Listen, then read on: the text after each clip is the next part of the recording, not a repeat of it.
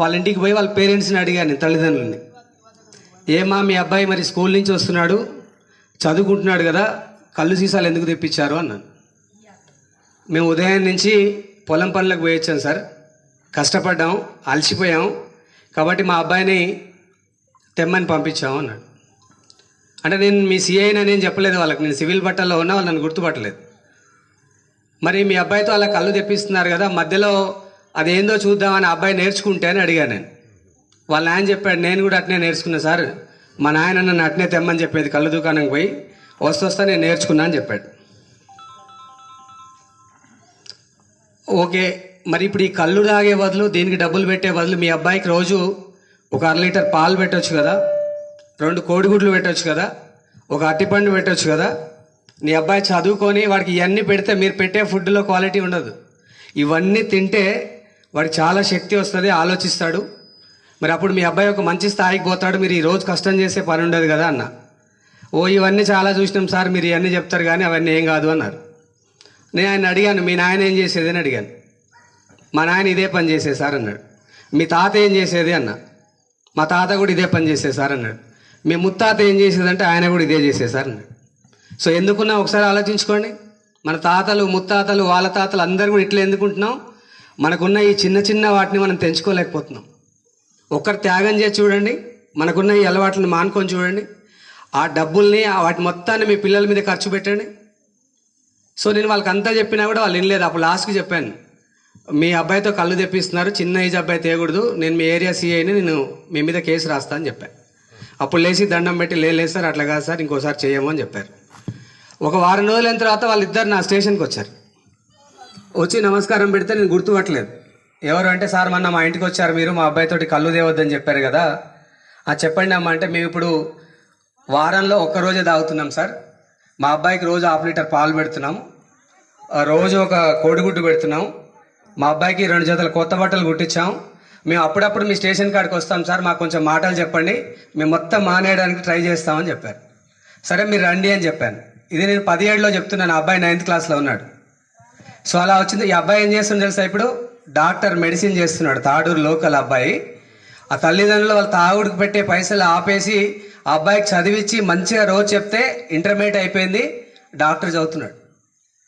So మనం ఏం చేస్తున్నాం, ఎవరైనా వస్తే చెప్తే వినకుంటే ఇదే జీవితం, నా వరకు నేను తాగుతా, తింటా, గొడవలు పెడతా, పంచాయతీలు పెట్టుకుంటా. ఆ వాతావరణంలో నీ పిల్లలు ఏం పెరుగుతారు, ఎలా ఆలోచిస్తారు? సో మనం ఆలోచన చేయాలి ఒకసారి, ఎందుకంటే మనుషులు మాత్రమే ఆలోచించగలుగుతారు. ఎందుకు మనకి ఈ కష్టాలు ఎవరు తీర్చారు, మనం ఆలోచిస్తే మారుతాయి. చదువు ద్వారానే ఇప్పుడు ఇక్కడ కూర్చున్న మేము అందరం కూడా కేవలం చదువు ద్వారానే ఇలా వచ్చాం. ఇప్పుడు మేము మీలాంటి నుంచి ఇక్కడికి వచ్చాము. మా అబ్బాయి ఎక్కడ చదువుతున్నాడు తెలుసా, ఓటీలో చదువుతున్నాడు. సో ఆ చదువు ఎలా ఉంటుంది, ఇక్కడ ఎక్కడ దొరకట్లేదు. అది మనం ఆలోచన చేయాలి. మరి ఊటీకి ఎట్లా పోయాడు వాడు? నేను వాడిని వేసిన స్కూల్లో కలెక్టర్ కొడుకు అక్కడే ఉన్నాడు, మినిస్టర్ కొడుకు అక్కడే ఉన్నాడు, ఎమ్మెల్యే కొడుకు అక్కడే ఉన్నాడు.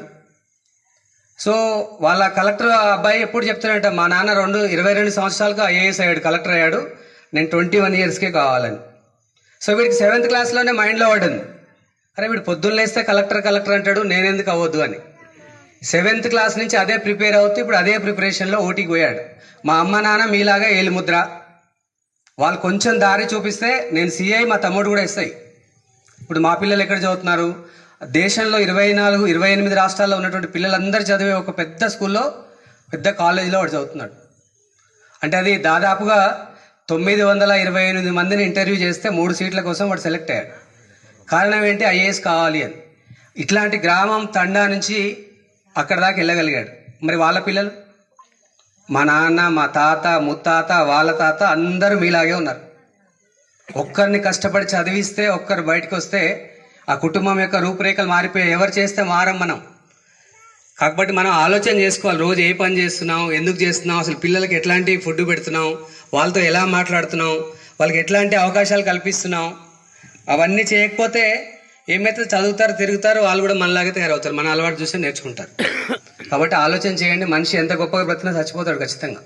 మీ ఎర్రకుంట తండా నుంచి ఇంతమంది ఉన్నారు ప్రజలందరూ, ఓ 4 ఐఏఎస్లు తయారు చేయండి. ఎర్రకుంట తండా అంటే మొత్తం తెలుస్తుంది, భారతదేశం అంతా తెలుస్తుంది. నేను నల్గొండలో ఉన్నప్పుడు ఈ క్లాసులు చెప్పేది నల్గొండలో కూడా. నా క్లాస్కి ఎక్కడ చెప్పినా 1000 నుంచి 1500 మంది వస్తారు. ఒక అమ్మాయి వాళ్ళ ఫాదర్ చనిపోయాడు, ముస్లిమ్స్, ఆటో తోలుతాడు, ఆటో డ్రైవర్ యాక్సిడెంట్ అయ్యి చనిపోయాడు. చనిపోతే ఆ అమ్మాయి ఒక వారం రోజుల నుంచి రావట్లేదు. ఫస్ట్ రోలో కూర్చుంటుండే, బుర్కా వేసుకొని వస్తుండే. ఒకరోజు నేను అడిగాను, ఇక్కడ ఒక అమ్మాయి కూర్చుంటుంది రావట్లేదు కదా అంటే, వాళ్ళ ఫాదర్ చనిపోయారు సార్ అని చెప్పారు. మరి వాళ్ళకి ఏమైనా హెల్ప్ చేద్దామా మనం అంటే పిల్లలందరూ ఓకే అన్నారు. అందరం కలిసి ఒక 50,000 రూపాయలు కలెక్ట్ చేశాం. స్టూడెంట్స్ కొంత కలెక్ట్ చేశారు, నేను కొంత ఇచ్చాను. ఆ 50,000 తీసుకొని మేము ఒక 700 మంది వాళ్ళ ఊరికి పోయాం. సో మేము పోయేసరికి 700 మంది వచ్చేసరికి ఊర్లో జనం మొత్తం వచ్చారు. అసలు వీళ్ళకి ఎవరు చుట్టాలు లేరు, 700 మంది వచ్చారు వీళ్ళింటికి, వీళ్ళెవరు అని. సో వాళ్ళందరితో మాట్లాడి, మేము నల్గొండ నుంచి వచ్చాం, మీ అమ్మాయి మా దగ్గర చదువుకుంటుంది, మేము అందరం కలిసి ఒక 50,000 రూపాయలు కలెక్ట్ చేసాం, మీకు కుటుంబానికి ఇవ్వడానికి వచ్చాం, మీకు ఏమైనా మళ్ళీ ప్రాబ్లమ్స్ ఉంటే ఇది మా ఫోన్ నెంబర్, మాకు కాంటాక్ట్ చేయండి అని వచ్చినాం. మేము వచ్చిన తర్వాత ఆ విలేజ్ వాళ్ళు నైట్ డప్పు చాటింపేశారు. ఊళ్ళో అందరు ఇప్పుడు మీరు కూర్చున్నట్టే పిలిపించుకున్నారు. మొత్తం పిలిపించుకొని, ఇప్పుడు మన ఊర్లో ఒక మనిషి చనిపోతే ఎక్కడి నుంచో చదువుకునే పిల్లలు వచ్చి 50,000 రూపాయలు ఇచ్చిపోతే, మరి మన ఊర్లో వానికి మనం ఏం చేసినట్టు అని ఊరు మొత్తం కలిసి 18 లక్షలు కలెక్ట్ చేశారు.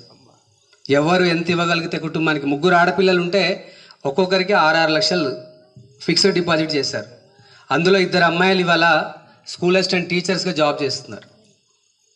సేమ్ ఇక్కడ కూడా జరిగింది. ఇదే మండల్లో, బిజినేపల్లి మండల్, లింగసానిపల్లి అని ఉంటుంది విలేజ్. ఒక హోంగార్డు తిమ్మాజిపేట పోలీస్ స్టేషన్లో కరెంట్ షాక్ కూడా చనిపోయారు. హోంగార్డు వాళ్ళ అమ్మాయి స్వప్న అని మా క్లాస్కి వచ్చేది, నాగర్ కర్నూలు. సో ఇక్కడ కూడా మేము అందరం చేసి ఒక 50,000 కలెక్ట్ చేసాం. మేము కూడా ఒక 400 మందిని పోయాం లింగసానిపల్లికి. ఊర్లో వాళ్ళందరూ మీరు వచ్చినట్టే వచ్చారు. వాళ్ళకి 50,000 ఇచ్చి వాళ్ళకి చెప్పి వచ్చాం. కానీ లింగసానిపల్లి వాళ్ళు 1 రూపాయి కూడా కలెక్ట్ చేయలేదు. అంటే ఎక్కడైతే ఆలోచన ఉంటుందో, రోజు ఎంత తాగుతాం మనం, ఇప్పుడు ఏదైనా పండుగ వస్తే ఎంత ఖర్చు పెడతాం, అలా పెట్టే ఖర్చుని ఒక 10 రూపాయలు పక్కకేసి చూడండి. మీ ఊళ్ళో ఎవడైనా తెలివైన పిల్లగాడో తెలివైన అమ్మాయి ఉంటే ఊరందరూ కలిసి వాళ్ళని ముందుకు తీసుకెళ్ళండి. ఒకరోజు తాగితే ఏమవుతుంది, నోట్లో పోస్తే పొద్దున సరికి అయిపోతుంది.